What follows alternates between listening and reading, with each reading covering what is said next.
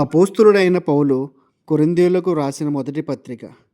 దేవుని చిత్తము వలన యేసుక్రీస్తు యొక్క అపోస్తలుడుగా నుండుటకు పిలువబడిన పౌలును, సహోదరుడైన సొస్తెనేసును, కొరింథులోనున్న దేవుని సంఘమునకు అనగా క్రీస్తు యేసునందు పరిశుద్ధపరచబడిన వారై పరిశుద్ధులుగా ఉండుటకు పిలువబడిన వారికిని మనకును ప్రభువుగా ఉన్న మన ప్రభువైన యేసుక్రీస్తు నామమున ప్రతి స్థలములో ప్రార్థించు వారందరికీ శుభమని చెప్పి వ్రాయినది.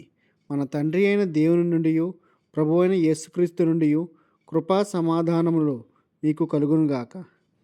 క్రీస్తు యేసునందు మీకు అనుగ్రహింపబడిన దేవుని కృపను చూచి మీ విషయమై నా దేవునికి ఎల్లప్పుడూ కృతజ్ఞతాస్తుతులు చెల్లించుచున్నాను. క్రీస్తును గూర్చిన సాక్ష్యము మీలో స్థిరపరచబడినందున ఆయన యందు మీరు ప్రతి విషయములలోనూ అనగా సమస్త ఉపదేశములోను సమస్త జ్ఞానములోను ఐశ్వర్యవంతులైతిరి గనుక ఏ కృపావరమునందును లోపము లేక మీరు మన ప్రభువైన యేసుక్రీస్తు ప్రత్యక్షత కొరకు ఎదురుచూచుచున్నారు.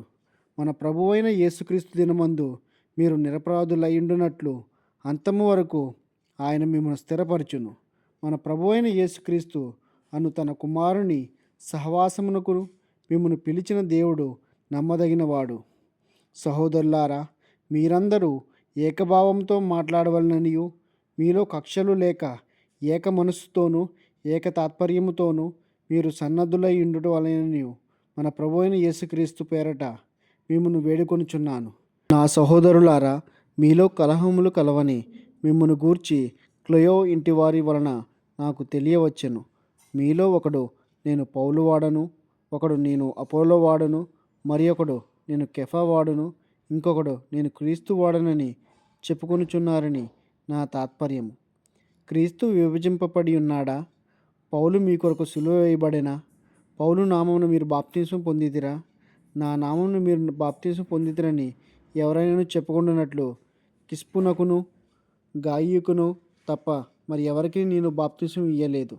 అందుకై దేవునికి కృతజ్ఞతాస్తుతులు చెల్లించుచున్నాను. స్తెఫను ఇంటివారికిని బాప్తిసం ఇచ్చితిని.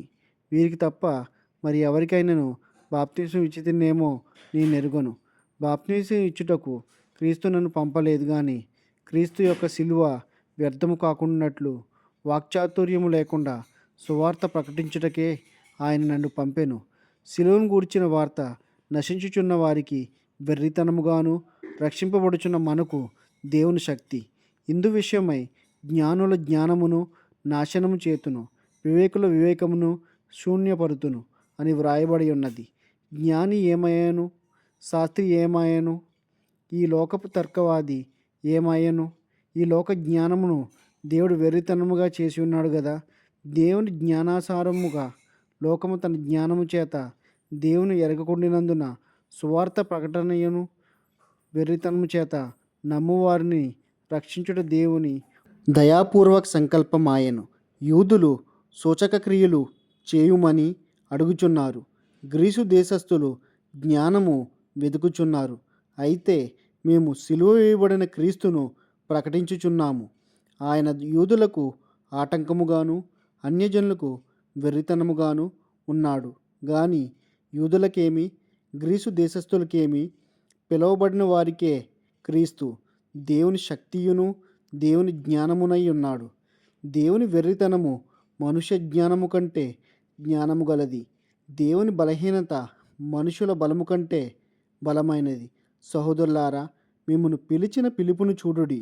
మీలో లోకరీతిని జ్ఞానులైనను ఘనులైనను గొప్ప వంశము వారైనను అనేకులు పిలువబడలేదు. కానీ ఏ శరీరియు దేవుని ఎదుట అతిశయింపకుండానట్లు జ్ఞానులను సిగ్గుపరచుటకు లోకంలో నుండి వెర్రి వారిని దేవుడు ఏర్పరచుకుని ఉన్నాడు. బలవంతులైన వారిని సిగ్గుపరచుటకు లోకములో బలహీనులైన వారిని దేవుడు ఏర్పరచుకుని ఉన్నాడు. ఎన్నికైన వారిని వ్యర్థము చేయుటకు లోకములో నీచులైన వారిని, తృణీకరింపబడిన వారిని, ఎన్నిక లేని వారిని దేవుడు ఏర్పరచుకుని ఉన్నాడు. అయితే ఆయన మూలంగా మీరు క్రీస్తు యేసునందున్నారు.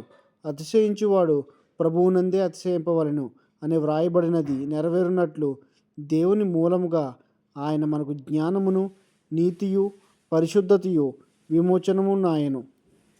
ఈ వాక్య భాగం దేవుడు దీవించి ఆశీర్వదించును గాక. ఆమెన్.